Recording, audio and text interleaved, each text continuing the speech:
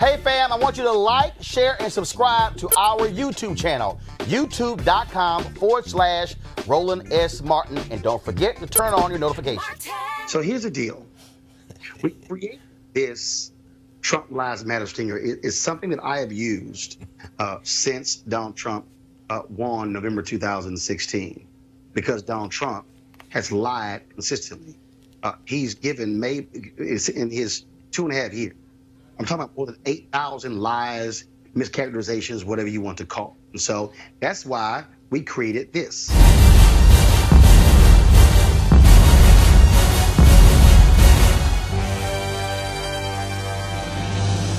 It came up, of course, hashtag Trump Lives Matter. If you go to Twitter, you'll see that all the time, okay? You'll see it. I use it all the time, every time he lies. So here's what's quite interesting. So the New York Times has been very afraid to say Donald Trump lies.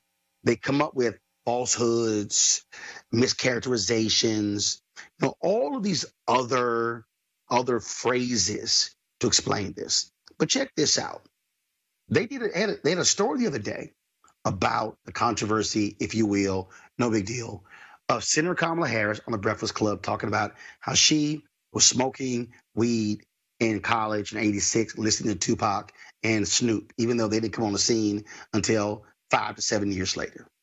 This was the headline in the New York Times, okay? Kamala Harris is accused of lying about listening to Tupac. Here's what happened. Okay.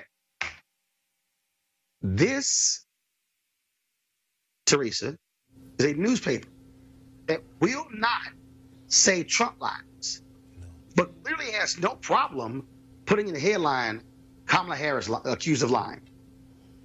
It's funny because Donald Trump, I think, gives the New York Times the most promotion, because he's like, oh, the lying New York Times, and then New York Times numbers go up for followers. So yeah, I find it very alarming when I saw that headline. Well, one, I'm like, why is the New York Times actually reporting on the Breakfast Club about what she decided to listen to, or what she didn't listen to, or if she got the wrong artist wrong? Who cares, back then? But I guess as a candidate, I guess anything goes. But no, I think it's a little distasteful for the New York Times to be who they are. I would probably expect that in another publication, just not the New York Times. So they need to do better, especially with the editorial department. But it's just not right. But it is something to take notice as this campaign season begins to unravel. I mean, I don't understand, Shannon, how again, you're afraid to use it with Donald Trump.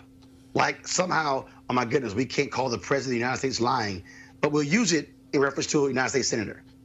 So, a couple things. One, there should be, and don't jump down my throat, but there should be enough respect for the office of the president that you wouldn't call the president a liar. However... But how about him not lying? However, it seems that in politics that is a part of the job description. I understand what they're saying about the discrepancies with regards to Senator Harris. Show me a politician that hasn't misquoted, quote unquote. For them to be able to say it about one and not the other, I see how that is a little bit off. It's a difficult line, because there's certain things that you should do to respect the office of the president, but there are a lot of folks that say, this man is not one that fits anything that looks like a president, so it's hard to live by that. And I get it. Not sure where you go with that, but it seems like if you're not going to call this one, then you shouldn't call that one either. Greg, this really is not that hard. And again, sure, no one wants to say, oh, the president's lying, but if you're lying, I'm going to say you're lying. Well, you've been saying it all along. It's interesting to me, Roland, like I said, years ago when Trump began his really public run for president, a man who was a pathological liar, you began calling his lies out from day one, and then slowly. Day one? From slowly. I mean, maybe it was Lawrence O'Donnell at first, but I mean, slowly a few people put their toes in this kind of white stream commercial media. And now, of course, it's all the cachet in the world. You know, Chris Cuomo is making a living of inviting people who should never be on the airways, like Kellyanne Conway and the Mooch, on to make these fake debates, and he wants to call them out as liars. It's cute, but it's, in the case of the Gray Lady, to use the New York Times old nickname, an institution likes to see itself as the gold standard of print journalism. They're trying to scrap for relevance. So they're trying to get clicks. It's clickbait. So they're going to use that to characterize Kamala Harris. And in fact, while the United States is involved in an ongoing coup d'etat in Venezuela, they're worried about the Breakfast Club and whether Kamala Harris talked about smoking weed and got the year right.